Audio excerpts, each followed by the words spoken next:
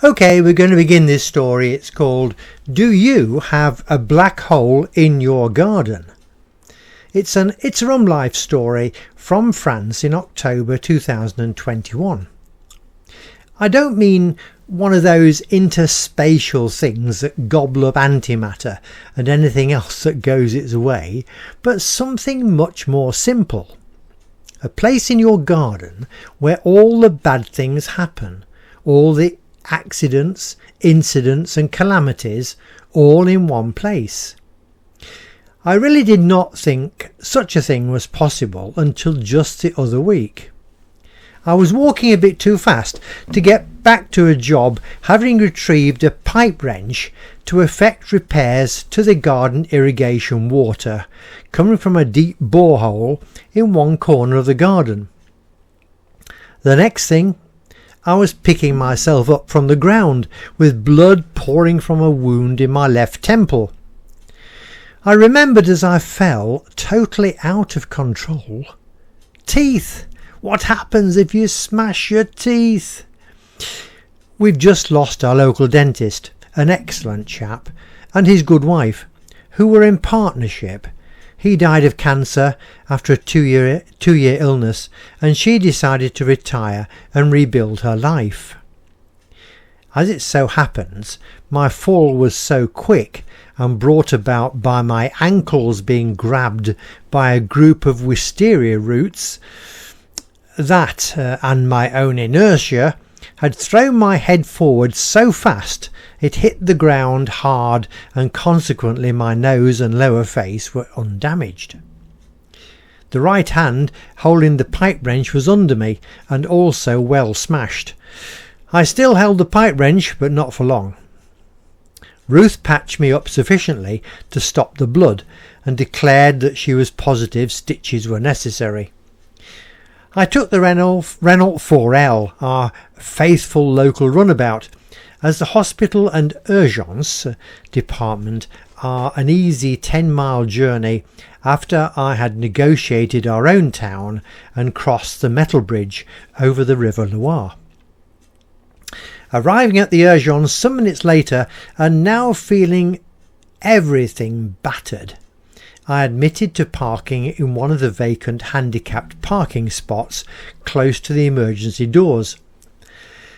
I quickly went through the waiting area and into reception, where there was a convenient chair. I could collapse into this while the two folks ahead of me were registered. Once the receptionist knew I'd been here before, she looked at my details, and that simplified and quickened the procedure. After getting into the department, I was checked over by a very efficient and caring young nurse who declared to my relief that I also did not have diabetes. She took me to a vacant examination room and put me on a bed. Things have changed a lot since my last visit here as a patient. Rooms instead of curtained bays and smart beds seemed everywhere. We're just turning a page. A young doctor came to see me and took out the stuffing Ruth had used to fill the hole.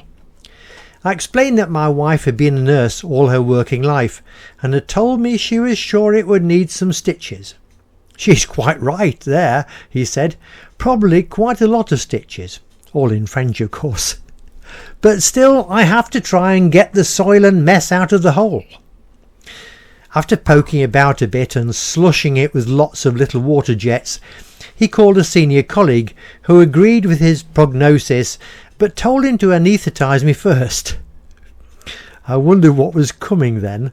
Would it be light gas and air or something more serious? In the end, he just jabbed me several times around the wound with local, similar to the dentist.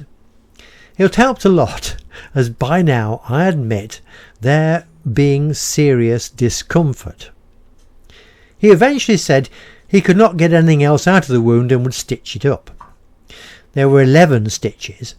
I asked him what colour they were. He said blue, and unfortunately I could not choose the colour of the stitches, only the colour of a plaster cast if I ever needed one.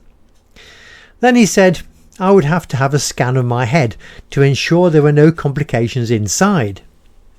While we're at it, he said we'd better x-ray that hand, as by now it was well over double its normal size. Waiting for the x-ray and scan was when I began to realise that the accident today had happened in exactly the same place in our garden as the previous accident that had taken me to Saumur Hospital emergency department about 4 years ago.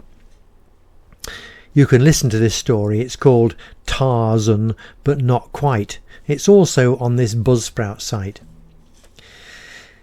It was far more than a coincidence. It was not just close to the same spot, it was the same spot, down to inches. The previous accident was when I had been repairing a pergola pole and my stepladders had sunk into a mouse hole and left me suspended from the pergola by my left hand and arm. I'd watched as my arm suddenly lengthened when the upper arm came out of the shoulder socket. Dislocation, or luxation as they call it here.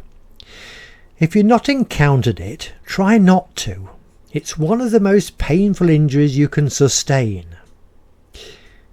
I first had it in my right arm back in the UK some years ago now, when Admiral, our Suffolk punch horse, slithered off a trailer ramp in heavy rain and pulled my right arm too far. Another Buzzsprout story. So why had both accidents, my only garden accidents here in France so far, happened in exactly the same place? I told the doctor my thoughts and he said, "Be sure to avoid the place in future." Eventually I had the scan and x-ray. X-ray showed no breaks, but the scan was unconclusive, so the senior doctor wanted to keep me in for observation. "What?" you could hear me say at some distance. The young doctor said he might be able to persuade him to let me go if I did not drive home.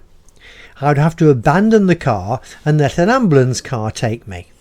Quick note here to let you know that within the health service over here in France, there's a transport system. If a doctor says you cannot drive coming or going to hospital for whatever reason, then the transport is free. I eventually agreed to this and they ordered me a car to get me home. I was given all my discharge papers and a prescription for this and that to help my recovery. One item was antibiotics to help fight the dirt he could not get out of the wound. I went and stood outside the emergency department, which by the way had become frantically busy within the last 2 or 3 hours. As I waited for my papers, every bed seemed to be taken and they were lined up, waiting examinations rooms to be looked at. Everything was fully stretched. I found a seat outside and continued waiting. By now it was 6:30 p.m. I'd been there since midday. I telephoned Ruth to let her know the latest, then waited a bit longer. No sign of any transport, and I was concerned I'd not get back to our own town before our local pharmacy closed at 7:15 p.m. At 10 minutes to 7, I phoned Ruth again and told her I was going to drive myself. I'd waited 40 minutes with no sign of transport. I could wait another 40. Our little car was just there, right in front of me. Nobody else about. Staff were all very much occupied inside. In just a few seconds I had the door open and whizzed away. I'd escaped.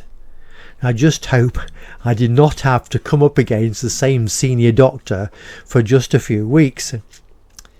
If you read my story about tripped over the dog and the subsequent arm dislocation and my outpatient's appointment with the senior surgeon afterwards, you will see they have long memories of misdemeanours.